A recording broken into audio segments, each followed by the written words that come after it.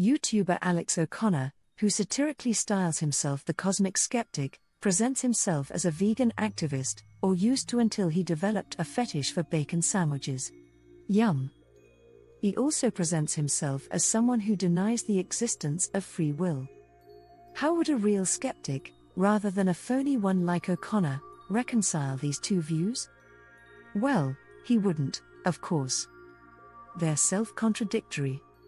If a person has no free will, then any posture they adopt regarding veganism or anything else is nothing to do with them. It's just a programmed response. You might as well ask a robot for its opinions. If people have no free will, then neither the proponents or opponents of any cause actually mean what they say, care what they say, or can control what they say. All such responses would require freedom, which we are told by O'Connor doesn't exist. None of his videos is real. All of his opinions are synthetic, scripted, produced by the laws of physics. So, fuck off, mate. I didn't actually say that, of course. My atoms made me do it.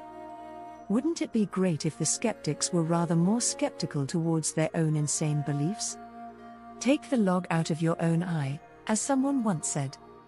There is one position that demands absolute skepticism, namely this one: modern science is based on the principle, give us one free miracle and we'll explain the rest. The one free miracle is the appearance of all the mass and energy in the universe and all the laws that govern it in a single instant from nothing. Rupert Sheldrake and Terence McKenna. Isn't it extraordinary that no scientific materialist has any skepticism towards more or less the most absurd suggestion ever made? They have infinite skepticism towards God and zero skepticism towards existence jumping out of non-existence for no reason, by no mechanism, to no purpose. You would need to be the truest of all religious believers to have faith in the biggest of all miracles, sciences, a literal logical impossibility. Other great materialist miracles are life emerging from lifelessness, mind from mindlessness, consciousness from things that supposedly don't even have an unconscious let alone a conscious, subjectivity from objects, qualia from things that have zero requirement for subjective experiences. The materialists, the miracle worshippers, the believers in the biggest miracles of all. Cosmic Skeptic should rename himself Cosmic Believer. There's no absurdity he won't swallow, as long as it's a materialist absurdity. By the way, how many vegans are dog or cat owners? Are dogs and cats vegans? Is O'Connor a cat vegan or a dog vegan, or a pet-free vegan? Something for you to ponder. Maybe the laws of physics can make him do a video on this topic. According to Alex O'Connor, doing what you want does not constitute free will. According to everyone else, it does. Free will, doing what you want, acting in accordance with your will. Unfree will, doing what you don't want, not acting in accordance with your will. Here we have a simple logical binary. Everyone gets it. Unfree will could also mean that you don't have any will wants at all, you are subject to permanent external determination. According to O'Connor, a fundamentalist materialist, free will doesn't exist. It could exist, he claims, only if you could control your wants. If, for example, you were faced with a choice between having chocolate ice cream and vanilla ice cream, you would not be free if you wanted the chocolate ice cream and went ahead and had it. No, apparently, that's the action of a wholly unfree person. According to O'Connor, you would have free will only if you could control your wanting for chocolate ice cream and instead want the vanilla ice cream. He considers that an impossibility, hence free will, as he perversely defines it, does not exist. But what would it actually mean to control your wants? It would mean that you don't actually want anything. If you removed your wanting of chocolate ice cream, why would you then want vanilla ice cream? Why would you want anything at all? You are no longer operating according to wants. You are no longer doing what you want. Instead, you are having to decide what you want, but that would require you to want something, but now you have no wants because you have taken a step back and are now in total control of your wants. But if you are free of wants, what would your criterion be for deciding anything? You have rendered yourself 100% unfree because now you are incapable of doing what you want because you don't want anything. The very process that O'Connor uses to define what free will is, in his demented materialist opinion, in fact annihilates any possibility of free will. There is no longer any basis for free action, acting freely to serve your will, your wants, your nature, your essence, your teleology. Instead of having wants that set the framework for your free choices, you now have to decide what you want, but without having any wants to direct you. You would be no different from a machine. You do not possess any internal agency. You have no freedom, no goals. You are just waiting for someone to program you, or something to push you as part of a causal chain. There is no possibility of you determining your own fate. That would require a will, it would require wants, which you don't have. Isn't it hilarious that what O'Connor defines as free will, and which he says doesn't exist, is in fact the opposite of free will, and is exactly how materialism depicts the world? Things have no interiority, no inner drive, no aims, no subjectivity, they simply do what external causation makes them do. Well, what do you expect? Fundamentalist materialists like O'Connor don't have the vaguest idea what free will is or could be. It forms no part of their schema. It is paradigmatically excluded from materialism.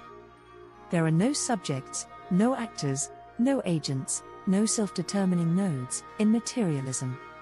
There is nothing with internal wants, needs, desires, instincts, will. There are only unfree atoms and the unfree laws of atoms, so free will is impossible. That's the real reason why all materialists deny the existence of free will. Free will's existence, by itself, falsifies scientific materialism, so at any cost materialists must deny its existence, even if it leads to the most irrational and illogical claims conceivable, such as doing what you want being antithetical to free will, when in fact that's exactly what free will is. Never forget, Alex O'Connor says that being able to do what you want proves that free will doesn't exist. So, when you don't do what you want, that's you exercising free will. Who knew? If that's the level of logic of materialists, why would you accept anything they say about the fundamental nature of existence to make any sense? Trollman. One of our longest-standing trolls, one of the most irrational people you could possibly encounter, who denounces reason when it contradicts him, and stands as its champion when it seems to support him, responded to our Occam's razor statement: the simplest explanation of why people have subjective experiences of freedom is that they are indeed free, with, and if one has the subjective experience of being a unicorn, does it follow that they are a unicorn? Absolutely not. Subjectivism is by definition not objective, and cannot reflect reality. So it is with perceptions of freedom. There are none more hopelessly enslaved than those who falsely believe they are free. Do you notice how this irrationalist argues? Let's deconstruct his drivel. First, he ignores the point of the statement, that the most parsimonious explanation of why we feel free is that we are free. The alternative is of course that despite being wholly unfree, our unfree nature somehow conspires, by no possible mechanism in an unfree system, to produce a 100% pointless illusion of freedom. Our troll is perfectly happy with that. As we said, he's not on board with rationalism. Next, he spouts insane drivel about unicorns. 100% of people have the subjective experience of being free. 0% have the subjective experience of being a unicorn, just as they don't have a subjective experience of being a horse or a lion. Wittgenstein famously said, "If a lion could speak, we could not understand him," yet this is somehow advanced as a supposed rebuttal of our position. Let's just have some fun with this crazy idea. If we have the subjective experience of being human, does it follow that we are human? Absolutely not, according to our troll, since all subjective experiences are by his definition nothing to do with objective reality. We certainly have our doubts that he is human. He seems to be some kind of bot. Then our troll says, subjectivism is by definition not objective. Well, it's certainly true that subjectivism is by definition not objectivism, duh. The question is, does subjectivity objectively exist? That is subjectivity a real thing in the real world? Let's examine the following statements. 1. Objective things objectively exist. 2. Objective things subjectively exist. 3. Subjective things subjectively exist. And 4. Subjective things objectively exist. Materialism holds with 1. Empiricist idealist philosophers such as Bishop Berkeley said, to be is to be perceived, i.e. supposed objects do not have real existence but only exist while they are subjectively experienced. That's position 2. For idealist philosophers such as Schopenhauer, subjectivity, will, is all that exists, but it can objectify itself as phenomena, which only have a secondary reality. Schopenhauer argued that objects exist only in relation to subjects. In essence, subjectivity is the only true reality. That's position 3. The truth is that ultimate reality comprises objective monadic minds, each of which, as part of its essential nature, constantly subjectively experiences reality, i.e. each monad is a subject as well as an object. That's position 4. So, our troll, defending position 1, is an extremist materialist, thus he may indeed be a bot, incapable of subjective experience and devoid of free will. He is a mere machine, masquerading as a person. Materialists claim that only objects exist, in which case subjectivity is impossible. That's why science cannot account for qualia. It's hilarious when the badly educated try to school the extremely well-informed. Go back to school and re-educate yourself rather than trolling on social media. The troll says, subjectivism cannot reflect reality. Well, it can certainly reflect the subjective experience of reality. That's what it's all about. Duh. The troll goes on, so it is with perceptions of freedom. Out-troll is thus a self-proclaimed hater and denier of free will, even as he exercises his free will to troll our work. But of course, he may be a philosophical zombie, P-zombie, or a programmed robot. He could be a Turing machine, programmed to see if it can pass the Turing test. You're failing. The troll said, there are none more hopelessly enslaved than those who falsely believe they are free. You'll find that none are more hopelessly enslaved than those who insist they are not free. They are slaves by definition. They are enslaved by forces over which they have no control. They lack all agency. They are just things. Our trollbot seems to be having family problems. You see, it's not just us who have noticed that this bot is out of control. The trollbot said, family can guilt you into doubting yourself because they fear what you have to say, and they gaslight you by claiming to be concerned about obsession and want the truth teller to be healthy, in effect, for the truly mentally healthy individual, the sane, to be well adjusted to a sick society, an insane society. Family values are thus outright lies and contemptuous excuses utilized by meddling family members to disrespect one's personal boundaries and one's right to freedom of expression. The family is the enemy of freedom. In this case, this person's family is worried about his self-evident obsession, his OCD mania has become seriously unhealthy, and are trying to talk him down. Sadly, he refuses to listen to them. He rejects reason and logic. It won't end well. But at least he could get a job as a comedy bot. He always raises a laugh from us. A word to the wise, if you're not rational, don't try to give reasons why rationalists are wrong and your crackpot irrationalist speculations are right. And learn how to accurately define what you're seeking to talk about. People like our troll go through life constantly misunderstanding everything because they lack the intelligence to define things correctly and formulate coherent arguments based on coherent definitions. Integral liars. Dr. Edward Dutton, talking in a different context from integral theory, actually provided a brilliant summation of integral types. Dutton said, they lie to themselves. They are perfectly happy to have contradictory worldviews. They don't care that their worldview is contradictory. They are high in empathy, low in coherent systematizing, even system blind. They don't care about systems.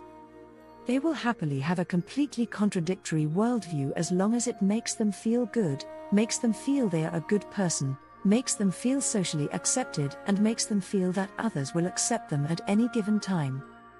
They are chameleons. As the poem by Flanders and Swann says, consider the chameleon, he colors himself and his opinions by the company he's in. And they genuinely do this. They will genuinely alter how they even perceive the world with regard to who they're with to some extent in order to get on with them. If you can lie to yourself, you can be more convincing in that view, and therefore their views will change. Their views will alter. They will think, yeah, this is how I see the world at this point in time, and then, when they're with other people, they will see the world entirely differently. There is no consistency to them. It's all about how they get on socially at any point in time. They are inherent liars. Genuine truth seekers are systematizers. They crave the one system that actually explains existence. Pseudo-truth seekers, such as integral types, aren't looking for a system that explains reality, they are looking for a system that allows them to be perfect chameleons in every situation. They are looking for an empathy system, which is not one that has anything to do with reason, logic and truth, but instead offers the maximum opportunity for empathy in any situation. A truth seeker, a person with genuine regard for the truth, knows that there is only one truth of existence. A truth seeker says, one right answer, infinite wrong answers. He is perfectly willing, in fact obliged, to tell the wrong that they are wrong, that they believe in damaging falsehoods. A pseudo-truth seeker doesn't care about the truth of reality, but the truth of emotion. He wants the best way to relate to another, to connect, in any given situation.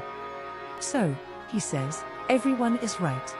The number one rule of empathy is to find common ground between you and other people, to agree with them as much as possible, and bury all disagreements. When you are driven by emotion, rather than reason and logic, the mantra everyone is right comes easily to you.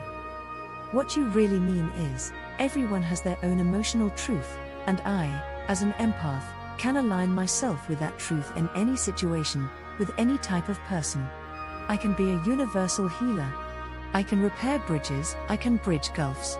I am a wonderful person, making the world a better, more compassionate, more empathetic place. Integral theory isn't an intellectual theory of everything, TOE, it has no connection to a scientific, mathematical, or philosophical toe. It is in fact an emotional theory of everything, or, rather, a wholly human theory of the human emotional landscape. It's all about relating. It's about placing everyone in an emotional framework in order to create maximal emotion agreement between people. So, rather than tell a Christian, Muslim or Jew that they are 100% wrong, which they are, of course, the integral theorist says to each, you're right, but you're at this stage of development, and you'll be even more right if you reach these higher, more integrated stages of development, like me. Do you see that? In this integral system, telling anyone that they're wrong, that what they believe is false, is strictly verboten. Anyone concerned with the actual truth is of course necessarily concerned with exposing lies. That's not what integral theory is about. By telling everyone that they're right, it shows that it has no regard for the truth at all. It's all about emotional accord. A true system is all about coherence, consistency and completeness. Integral theory is not a true system. It's an attempt to lump together totally disparate and contradictory things in a pseudo-system in order to allow its exponents to tell everyone they're right. Imagine just how wrong a system would need to be in order to claim that everyone is right. It would need to be infinitely wrong. It accepts the infinite wrong answers, and rejects the one right answer. But, of course, this is inevitable when emotional truth is privileged over actual truth. All followers of integral theory are New Agers. They are heavily into love and light, meditation and mindfulness. They are often life coaches and the like. These people certainly aren't mathematicians, scientists and philosophers. They don't do the hard intellectual yards. They do the soft, fluffy, weak yards of emotionalism and empathy. Integral theory is the opposite of an intellectual system. In fact, It's not a system at all.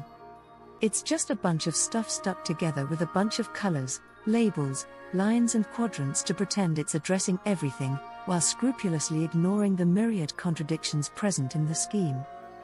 You would need to be soft in the head to believe that a system which can tell both a Muslim and a scientist that they are right has any coherence and any truth value. What possible question could you be asking that put Islam, the product of the ramblings of some illiterate bloke in the desert who hallucinated an angel, on a par with mathematics, science and philosophy? It's clearly not an intellectual question. It's an irrational, emotional question. What the integral theorist will say is, the Muslim is at this stage of truth, and the scientist is at this higher stage of truth, and the Buddhist non-dualist is at the highest level of truth.